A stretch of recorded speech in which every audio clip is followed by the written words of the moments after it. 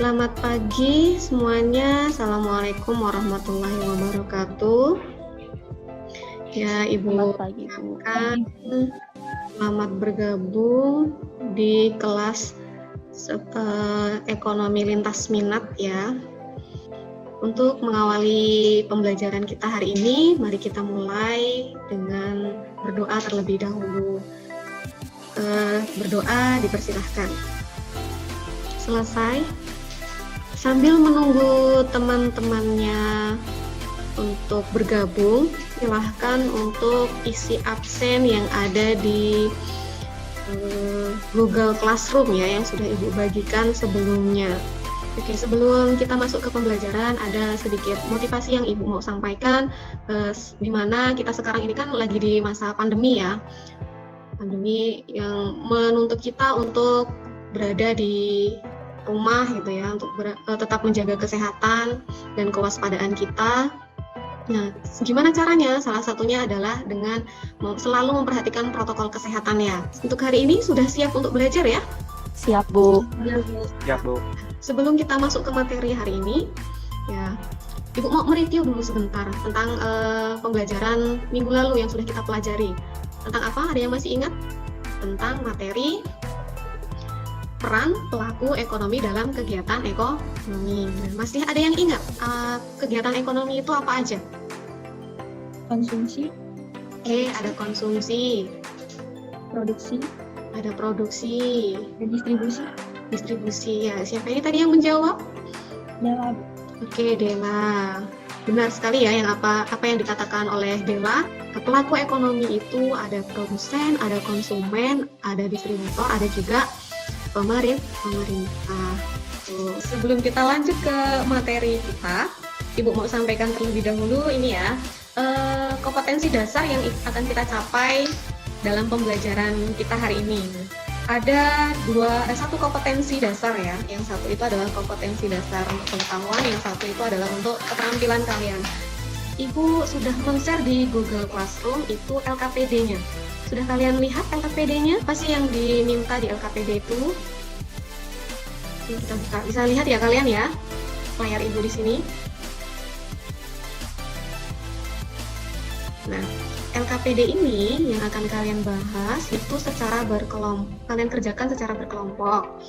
Nah, langkah-langkahnya yang pertama adalah kalian membaca artikel ini terlebih dahulu. Kalian baca artikelnya, kalian pahami membahas tentang apa, seperti itu ya.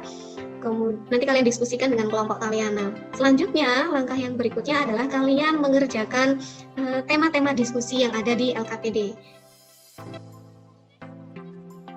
Nah, sebelum kalian berdiskusi, kita tentukan kelompoknya dulu ya. Mau pilih sendiri atau Ibu tentukan? Pilih sendiri. Oke, pilih sendiri ya. Pilih sendiri, Bu. Satu kelompok berapa orang? Satu kelompok karena kalian di sini ada 14 orang, berarti 3 kelompok aja ya. Sebelum kalian mengerjakan tugasnya, Ibu ada sedikit sharing pemahaman supaya kita sama pemahamannya ya, tentang permintaan dan penawaran. Ada pengertiannya, ada faktor-faktor yang mempengaruhi, ada hukum permintaan dan penawaran, ada kurvanya bagaimana, dan fungsi permintaan dan penawaran. Nah, ini pengertiannya dulu. Sebelum kita lanjut, kita tonton dulu video ini dulu ya. Kita ada di pasar tradisional salah tiga, tempatnya di pos buah. Nah, sekarang kita akan belajar tawar-menawar mau beli buah. Tapi di sini temenin sama ibu. Kenapa mengajak ibu? Karena dia lebih jago tawar-menawar buah. So, silakan. Dari tayangan tadi ada yang bisa ambil kesimpulan nggak? Apa sih itu permintaan, apa sih itu penawaran? Dari gambar ini tadi ya? Dari video ini tadi. Saya Carmelo ingin menjawab. Oke, Oke, penjelasan. Carmelo, silahkan. Menurut saya dalam video itu, permintaan adalah jumlah barang yang ingin dibeli oleh Penawaran, kalau permintaan kan tadi sudah, menurut Carmelo. Kalau penawarannya? Saya Bu, Oke, silahkan. penawaran adalah sejumlah barang dan jasa yang tersedia di pasar untuk dijual pada berbagai tingkat harga dan waktu tertentu. Sekarang yang akan kita bahas adalah tentang faktor-faktor yang mempengaruhi permintaan dan penawaran. Nah, di sini ada banyak ya faktor-faktor yang mempengaruhinya. Contohnya apa aja nih? Di sini adalah harga barang yang bersangkutan. Jadi semakin banyak atau semakin tinggi harganya, semakin sedikit permintaan. Kemudian harga barang lain itu juga mempengaruhi jumlah permintaan. Sekian dan terima kasih. Nah, selanjutnya tugas kalian adalah mengerjakan LKPD yang Ibu bagikan di Google Classroom. Sudah dibuka? Kalau sudah dibuka, silahkan kalian berdiskusi dengan kelompoknya masing-masing. Sudah ditentukan kan kelompoknya masing-masing? Udah Bu. Udah Bu. Sudah, silahkan berdiskusi di grup chat WA kalian masing-masing. Atau mau di forum Google Classroom juga boleh, silahkan.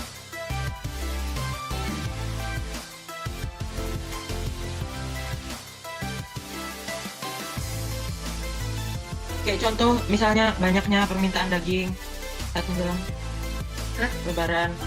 Contoh permintaan pasar loh. Nah, contohnya Jadi permintaan itu- kan banyak, gak cuma daging aja ya. Oh, contohnya adalah daging tadi kata Carmelo. Misalkan ketika harga jeruk itu 15.000, pembeli itu membeli dengan jumlah 100 kilo. Kemudian jeruk itu di hari berikutnya itu mengalami penurunan menjadi 14.000. Nah, pembeli itu membeli dengan jumlah yang lebih banyak. Cara mencarinya, silahkan kalian diskusikan di grup. Soalnya mana? Enggak, soalnya ada yang dikasih Ibu tuh. Soalnya ada yang di LKPD itu loh. Ya, yang di LKPD, yang Ada nomor 3 A-nya. studi kasus kan. Yang pertama faktor. itu membahas tentang faktor. Ya. Yang kedua itu tentang fungsi. Yang ketiga itu tentang kurva. Oke, bagaimana anak-anak? Sudah selesai untuk diskusinya? Sudah ketemu jawaban dari setiap masing-masing studi kasus yang ada di LKPD? Sudah dikerjakan dengan kelompoknya masing-masing? Sudah Bu. Ya sudah. Nah, sekarang Ibu minta perwakilan salah satu dari kelompok untuk memaparkan hasil diskusinya. Yang kelompok berapa yang bersedia? Saya kelompok 1 Bu. Oke, kelompok 1. Silahkan kelompok 1. Siapa yang mewakili? Carmelo. Carmelo. Oke. Oke, silahkan share screen hasil diskusi kalian, Carmelo. Oke, dapat kami simpulkan bahwa permintaan dan penawaran dipengaruhi oleh harga dan permintaan konsumen. Oke, terima kasih Carmelo atas sharingnya hasil diskusi kelompok 1 ya. Penawaran itu banyak faktor yang mempengaruhinya ya. Salah satunya adalah harga barang itu sendiri.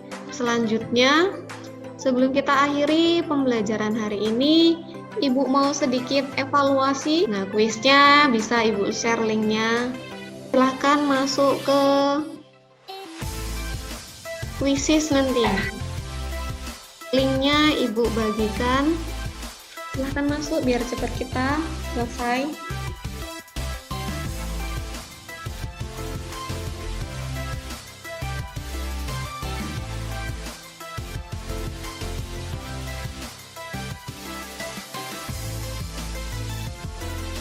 Minggu depan yang akan kita pelajari itu adalah tentang terbentuknya keseimbangan pasar, itu bagaimana gitu ya.